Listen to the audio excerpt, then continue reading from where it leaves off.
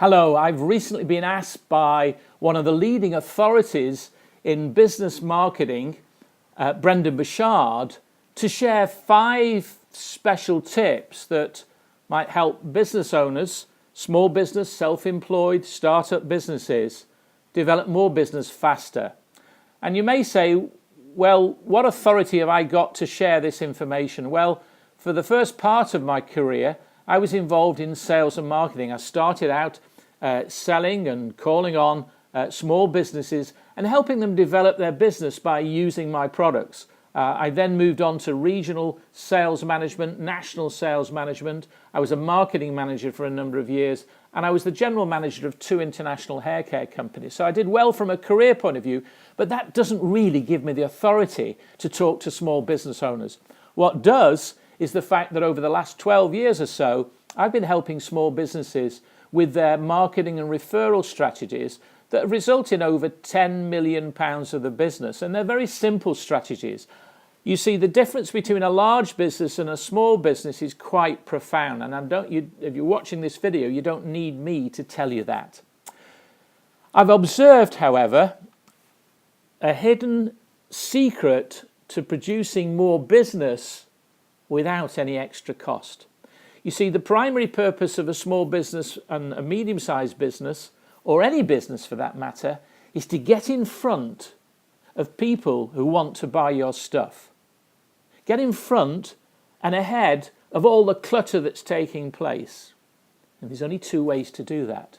From the marketing that you do and the referral strategies or the recommendations you receive where other people put people they know in front of you. There aren't any other ways that I know of. Now, whatever marketing you choose to do, or whatever referral strategies you choose to adopt, whether it's passive or whether it's proactive, there's one thing that everybody seems to miss, and that is that people buy when they're ready to buy. And it's not always when you need them to buy. And that is the frustration. And being a small or medium-sized business, juggling so many plates in the air is frustrating because we don't have time to follow up, to stay in touch. We tend to judge and decide fairly quickly who is in the market to buy and who's not. And those that are not in the market to buy, well, let's carry on and find more people. So we work very hard and spend sometimes a lot of money getting people that may be a prospect to find that they're maybe not ready to buy. You see, it takes 7 touches before 82% of people will make a purchase. I'll say that again. 82% of all sales take place after the 7th touch. And the majority of business owners are not making more than 1, or maybe at most 2. Now, I want you to think about this. If the business is here, if you're here, and the business is there, 7 touches away, what plans do you have in both your marketing and your referral strategies to get from here to here? And that is the hidden secret. Now, the 5 pieces of advice that I would give are simply this. First and foremost, you need to know what your client is worth to you. I don't mean in the first purchase that a client makes. It could be that they make a purchase and they make it several times a year. And you keep or expect to keep the average client 4, 5, 6 years. So a client that makes a purchase today over, say, a lifetime of, say, 7 years could be worth £7,000 or £8,000. Now, the reason I say that's important first off is that it teaches us and it keeps front of mind the value of a client. Not only the value of your existing clients, who very often we forget and we don't stay in touch with. Remember the 7 touches? People leave businesses mainly because they feel neglected or they haven't heard from you, etc. So first of all, it gives you that value of the client and how important it is to keep it. And secondly, it allows you to decide how much money are you able to spend profitably to acquire that client. So that's the first piece of advice, and you may wish to brainstorm that with somebody if you're in a new business But generally, if you've been in business any length of time, you'll know what a client is worth to you the first time they make a purchase, and they may make different purchases, so you may need to average that out. The second thing, therefore, is whatever marketing or referral or networking you do, you need to measure and track every penny you spend. I see it so often that business owners who are not particularly experienced in marketing are very easily sold advertising and marketing methods that have no way of being measured. And if you don't know how they're being measured, how are you going to compare the effect of one route to market versus another? So track every penny you spend. And if you're not able to track it, don't do it until you are. That's why I like methods like telemarketing. I like drop cards. Internet marketing can be very valuable if you can track it and when you can track it. So there's lots of methods you could use to get you in front of people that want to buy your stuff.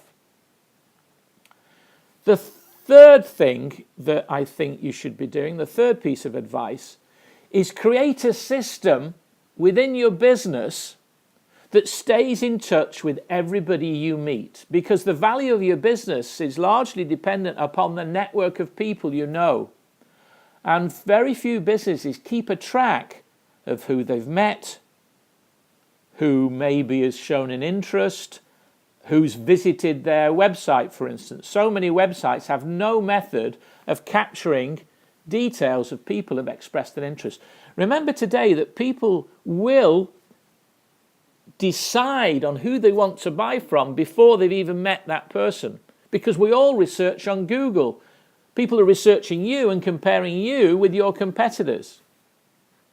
And so if you're not taking your internet seriously, or your internet presence to a point where you can maybe grab their details by offering a free report, a free piece of advice. It could be something as simple as a newsletter, although I'm not a big fan of newsletters. I mean, a lot of newsletters come out as really just stuff that people don't have time to read. There are a lot more methods in which you could use to capture that detail and then sort of build a relationship that provides value. Whatever you do in your marketing or your referrals, in that system, then you must at least place 7 touches. Remember, 82% of business comes after the 7th touch. So you must place 7 methods of staying in touch with that person. That's why some of the big brands, people like Brendan Burchard, is touching us from various different methods, from various different sources. And you need to think that through, both in the marketing that you're doing and maybe the networking that you're going to, or the referrals, or your referral partners. I think that's one of the reasons why the weekly or the regular meetings, those that you're committed to meet, the business meetings where you're committed to meet regularly, work a little bit better than those that are a bit haphazard. So if you're going to take your networking seriously and proactively, get involved in a group or a group of people where you're going to meet them regularly, and by default you're making those 7 touches. The fourth piece of advice I would give is to get a system that processes that all information, because you can't keep it up in your head. You can't do it on Outlook. To a point you may be able to do things with an Excel spreadsheet, but that's old hat. There are a lot of CRM systems around.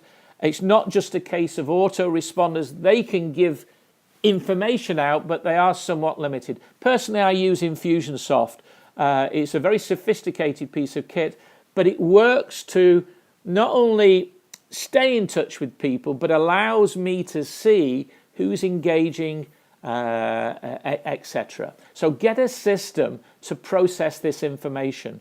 Remember, a lot of the people you don't think are going to be buyers might be when they're ready to buy, and might be ready to refer you if you stay in touch. So you need a system to do that. And I don't care whether you're a small business or you're using a shoebox with monthly cards and day cards where you're making a note to follow up. Laborious, difficult in these days, and if you can't, find somebody that'll actually work a system for you. But You need a system because you're not going to do it otherwise. And finally, out of the 5 tips, once you've got that system in place and once you've got that understanding of the 7 touches, I would recommend that you find a way to capture details of people wherever you go and feed them into a sales pipeline. You may not think you're in the business of sales, but you are. You'll want to get in front of people who are ready to buy your stuff, and people that you're meeting today, where you're planting a seed, may not be ready, but with the right piece of advice and the right information and the right feeling that they can trust you, they believe you add value, they believe you're reliable and competent and genuine, maybe they're the things they're waiting for. But if you don't follow up, you don't stay in touch, they'll never know how good you are. I hope you found those pieces of information of value. I'm going to be forwarding some ideas to those people that are interested in different methods in which you can use practical marketing to get in front of more people that want to buy your stuff and spend less time, and also some practical tips and advice that I've developed over 12 years from attending numerous networking events to how to get more from your networking events. So hope to see you soon. Thanks very much indeed.